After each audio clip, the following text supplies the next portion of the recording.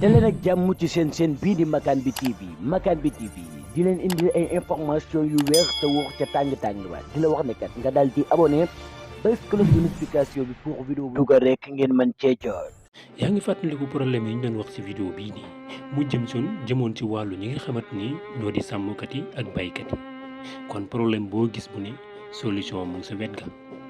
gis nañ nag après vidéo bii ni nag solution mu jën a am ci loolu noonu loolu lañ leen bëgg dégtal mbokk yi kon teewlu leen ko xibaar bu neex boo xamante ni ñi askanu comité tànk ñoo ko doon sàkku ci ki nga xamante ni mooy di monsieur Alhaji Abdoulaye Mbaye di maire de la commune de Tànko xibaar boobee nag na ngeen xamee xibaar bu neex lool la tax mu ñeel tamit ñi nga xamante ni ñooy askanu commune de Tànko rawat na ñi nga xamante ni ñooy sàmm ak ñi nga xamante ni ñoo di bay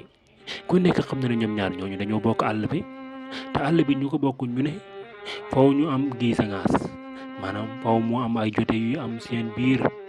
loolee nag la ki nga xamante ni mooy Alhaji Abdoulaye Mbaye daal di bañal ñi nga xamante ni ñoo di askanam ba tax mu tëral kuréel gi nga xamante ni moom la ñuy woowee ànd sàmm suñuy tool ginnaaw bu mu amee ndigal ci ki nga xamante ni mooy préfet ndigal loolee nag wàcc ba ñi nga xamante ni ñoo di chef de village yi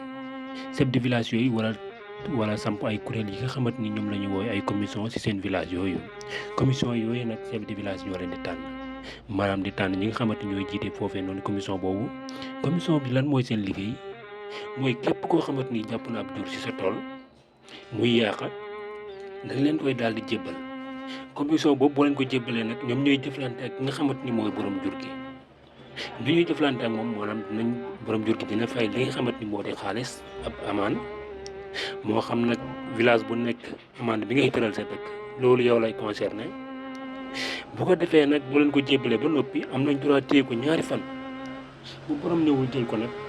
dinañ ko jébbal équipe municipale bi maanaam yóbbu ko sa mairie ba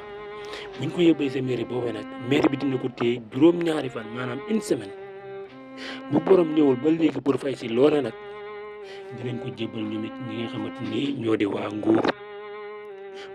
googee nag ñoom it dinañ ko jël daal di koy jaay ku ko soxla loolee nag la monsieur Alhaji Abdoulaye Mbaye di bañal ñi nga xamante ni ñoom la nekkal ñoom la jiite moo tax mu tëral leen kuréel gii ndax kat ku nekk xam na ni jamono ji jamonoy mbay la jamonoy nawet la te bay ba noppi jur gi ñëw di ko yàq comme ni ngeen koy gisee nii jur gi dugg ci biir tool bi di ko yàq nekk na loo xamante ni lu doy waar la tollu métti la loolee nag moo tax Alhaji Abdoulaye Mbaye jël kuréel bi nga xamante moom lay woowee ànd sàmm suñuy tool samp ko fi nga xamante ni moo di ci biir gox yee goxaat yëpp képp koo xam ne jur yàqal la te mënoo baal borom loolee nag gars yi dinañ ñëw sa tool xool lam la yàqal nu mu toll ñu jox la ko ndàmpaay